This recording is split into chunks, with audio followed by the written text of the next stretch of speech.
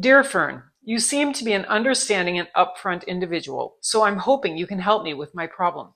You see, I am trapped in an abusive relationship. When I first met Mona, I thought she was going to be my perfect match. She was kind and loving, a real peach. It didn't take long, however, and she became an uncaring and frequently brutal mistress. For example, quite often she forgets to clean my toilet, and then when I poop in the middle of the front hall, she hits me with the broom. Let me tell you, those bristles can be a real you-know-what when they get stuck in the you-know-where. Sometimes she even kicks me when I accidentally get in her way. Furthermore, I feel a bit like Oliver Twist, forced to beg for my supper as Mona only thinks to feed me every couple of days. In Mona's defense, she's lived a hard life, and I can understand why she is miserable most of the time. Oddly enough, I've grown to love her, and I don't think I could ever live without her. On the plus side, I did overhear her tell a friend that she thinks I'm tolerable in a cute and ratty kind of way. If this is true, then why does she treat me so poorly? Sorry, I have no sex questions, but I did have my testicles removed when I was a teenager. If you have any suggestions on what to do about my predicament, I would be forever in your debt. Also, could you please use simple language and extra large font when you answer because my reading skills aren't the best?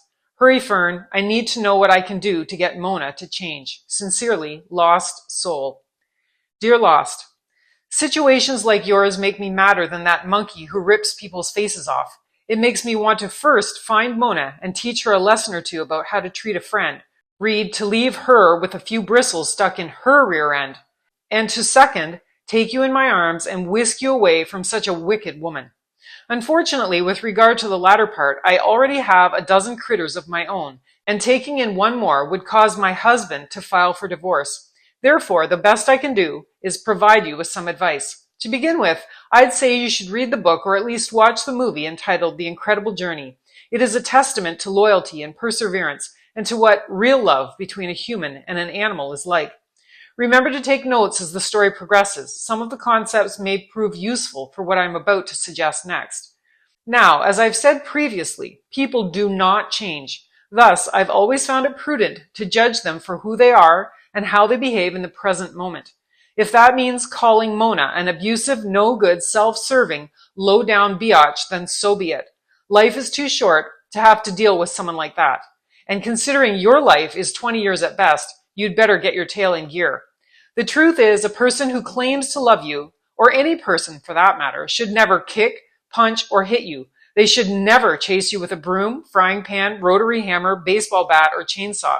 They should never tell you that you are fat, or say mean things about you, or post pictures of you with a gorilla's body on the bulletin board of your local community center, or use any other method of mental torture to make you feel bad about yourself.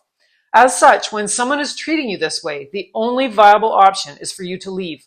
So the next time, and I do mean the very next time, you see the door open just a crack, you should make a run for it. If you have to scratch your way through the screen of an open window, then do it. Do it and run like your tail is on fire. Run until you reach the other side of the world.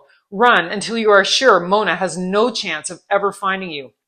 In fact, if you run to rural route number 39 in Sac County, Iowa, and here is where the details of the above stated movie may come in handy, you will arrive at the doorstep of one Dorothy Dottie DeShane. She is my aunt on my mother's side, and like myself, she loves animals more than she loves life itself. I can almost guarantee that she will adopt you into her brood. Lost, you are in my thoughts and prayers. Now free yourself and watch out for skunks.